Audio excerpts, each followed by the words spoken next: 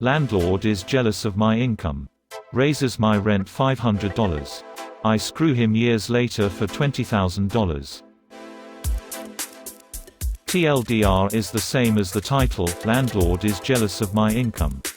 Raises my rent 50%. I screw him years later for $20,000. All names have been changed. In the late 90s, wife and I were just married. Just getting started. And we decided to dink double income.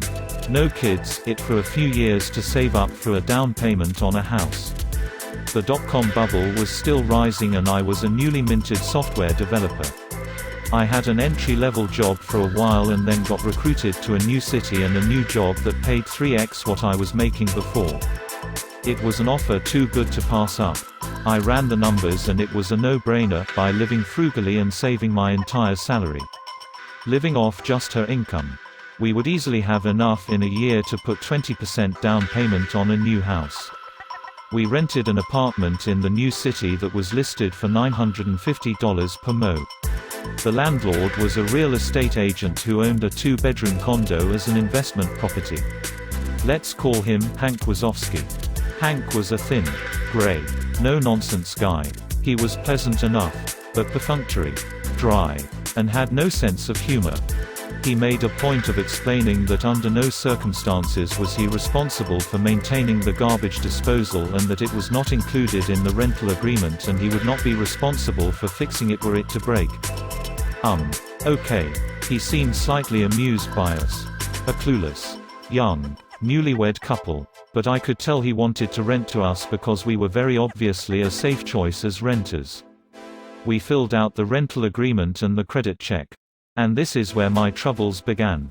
Hank looked hard at the credit application where I listed my job title. Software developer. And my income. $75,000. For a 23-year-old in his second year out of college. In the late 1990s. This is a small fortune. Throw in my wife's salary and we were over 6 figures in income. Renting an apartment far beneath our means. Like I said, dink is the way to go when starting out. I can't believe how much money you make, Hank must have said half a dozen times. Muttering under his breath. I explained we were saving to buy a house and that we were only going to stay in the apartment a year. We might stay a few months after the term is over. Would month to month be okay after a year? Hank assured us that would be fine. We saw Hank only once during the year and he again mentioned my salary and how he couldn't believe that's what software developers were making. It was awkward and I gave a vague reply. Anyway, a year later we had found a house to buy. Signed all the papers. And were making plans to move. The new house wasn't going to be ready until 2 months after our rental lease was up. So I called Hank to ask if we could, as discussed, simply extend the lease by 2 months before moving out. Hank assured me on the phone it would be no problem and he would send over an extension for us to sign. The extension arrived in the mail and it included a month-to-month clause and a $500 increase in the rent. I flipped out and called him. Hank, why are you increasing the rent over 50%? That's too much. That's more than my new mortgage is going to be. He was super condescending to me. Rocky Moose. It's what the apartment goes for now. I would be losing money by renting it for less. I tried to reason with him but it was very clear he knew we could afford the $500. Had no choice in the matter. And he was going to screw us over as best he could. He got angry with me for arguing my point. And I'll never forget his parting words. You don't have to like it, Rocky Moose. You just have to pay it. My wife and I tried to figure out a way to move out early by putting our furniture in storage for a couple months and crashing with friends. But it just wasn't going to work out. I swallowed my pride and wrote out the check for $1,450 for the extra month. A month later I wrote a similar check. And then we moved out. I made sure the apartment was spotless before moving. But still Hank withheld $300 from our security deposit for bullshit things that were just a way for him to squeeze a few more dollars from the kids who made too much money. $100 for cleaning. Sure, but $300 was obscene. In my mind. He had screwed me over for $1,200 and there was nothing I could do about it. What made it even more infuriating is that I saw the ad Hank put in the paper after we moved out, and he listed the apartment for rent at only $150 more than we had been paying originally. Not the grossly inflated $500 increase. And it didn't rent. A month later I saw the same ad and he had lowered the price to $75 more than we had been paying. And I assume it got rented since the ads stopped appearing. Fast forward about 5 years. Life is good. The house is good. We have a baby. And even though the .com bubble has burst, I'm still employed. One day, out of the blue, I overhear one of my coworkers, Phil, a senior developer, talking to the guy working the reception desk. "Hey, Mike. I'm expecting someone to drop off some paperwork for me. If a Hank Wazowski asks for me, tell him I'll be right out." I freeze and get a taste of bile in my mouth, remembering how I had to write out that name on those checks all those years ago. There's no way it's the same guy. Right. I walk over to Phil, who is still by the reception desk. "Phil. Quote. I say. How do you know that name?" "Hank Wazowski." Phil explains that Hank is his real estate agent. "I bought my condo through him several years ago. I'm selling my condo now so I can buy a house. So I'm going to ask him to be my agent again. Do you know him?" I tell Phil that I used to rent an apartment from Hank and describe what he looks like. Phil confirms the description, it's the same guy. Wow, small world. Right? And on cue. Right then the front door to the office opens and in walks Hank Wazowski. I stare in disbelief. He's carrying a folder of papers and doesn't recognize me. Phil and Hank shake hands and they talk for a few moments. I stand there silently, wondering what to do. Phil finally says, "Hank, this is my friend Rocky Moose. I think you may have already met." "Yes. Hello Hank. Good to see you again. My wife and I were your tenants a few years ago on Street. Remember?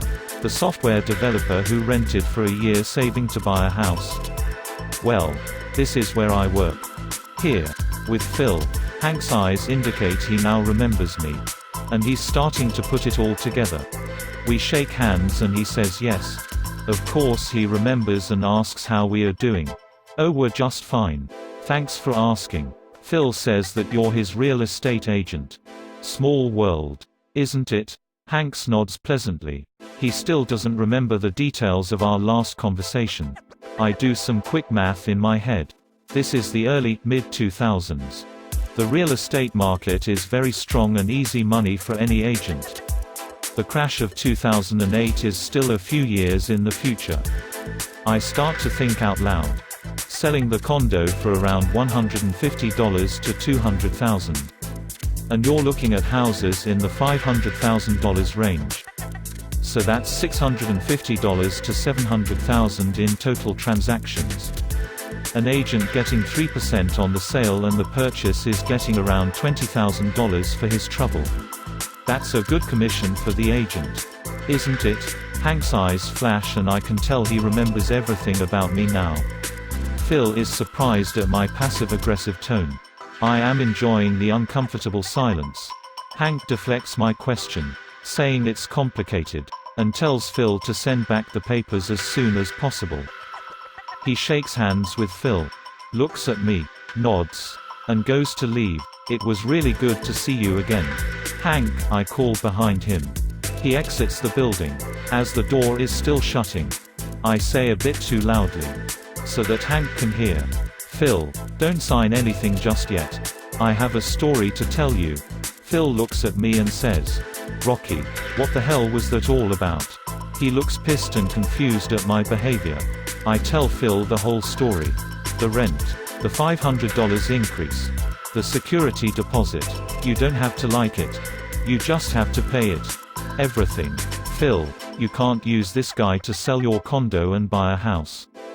I hate him. He's evil. I'll help you find another real estate agent. Just use anyone but Hank." So the great thing about Phil is that, well, he's a great guy. He says he's a little surprised at my story and has always known Hank as a straightforward guy. But I totally see him doing that to you. He admits, there's no way I could use him now. What a dick. Then Phil's eyes lit up a bit. What do you want me to say when I fire him? I have special feelings for Phil now. We came up with a plan and I made sure there were some key phrases in Phil's repertoire. We planned it all out together in advance. My only regret is that I didn't get to see Hank's reaction in person a day later when Phil made the following phone call while I stood behind him listening. Hi, Hank. It's Phil calling. Yeah. About that. I've decided to get some other quotes from other agents. I'm not going to sign up with you. Pause. No. You shouldn't give a discount. You'd be losing money if you did that. Pause. No. This is just a decision I've made. No. It has nothing to do with Rocky Moose. Pause. Well. You don't have to like it. Hank. You just have to accept it. Goodbye. Click. And it was the greatest revenge I could have ever imagined, through a chance meeting years later. Hank got screwed out of $20,000 in easy commissions. And the best part is Hank absolutely knew it had everything to do with Rocky Moose. This is so satisfying. I feel like it's everyone's bad landlord fantasy. Now I have to figure out what my landlord does for a living. This was a fantasy on how to get even with bad landlords. My landlord when I used to live in NY refused to install an AC in the middle of summer and told me to get one myself. And a quick search on Craigslist was my calling prayer. Found a cheap one for $100.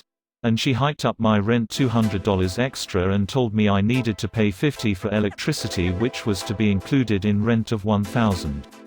I didn't sign a lease because I felt something was shady about her from the start.